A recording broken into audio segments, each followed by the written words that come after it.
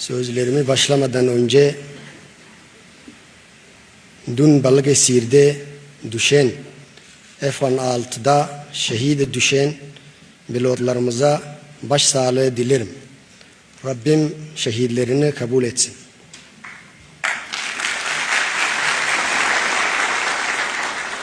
Bugün burada Türk-Somali ilişkilerinin 60. yılını anmak üzere bizleri bir araya getiren Türkiye Cumhurbaşkanlığı İletişim Başkanlığı'na en içten şükranlarımı sunarak sözlerime başlamak istiyorum. Modern diplomatik ilişkilerimizin 60. yılını kutluyor olabiliriz. Ancak hepimiz çok iyi biliyoruz ki Türk-Somali ilişkileri bundan çok daha köklü, çok daha derin bir tarihe dayanmaktadır. Bizim birlikteliğimiz yalnızca 60 yıllık değil, yaklaşık 600 yıllık bir kardeşlik hukukuna dayanmaktadır.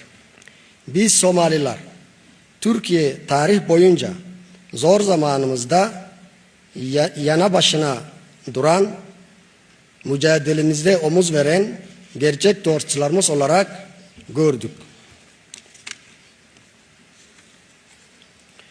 Uzun ve çetin mücadeleler sonunda 1 Temmuz 1960'da bağımsızlığımızı ilan ettiğimizde Türk dostlarımız yine yanımızdaydı. Somali'yi ilk tanıyan ülkeler arasında yer aldılar. Soğuk Savaş yıllarında diplomatik ilişkilerimiz sürdü. Fakat bu ilişkiler daha çok resmi çerçevede kaldı ve taşıdığı potansiyeli tam anlamıyla yansıtamadı. Küresel dengeler daraltıcıydı. Mesafeler uzaktı. İmkanlar sınırlıydı. Ancak aramızdaki tarihsel bağ hiçbir zaman zayıflamadı.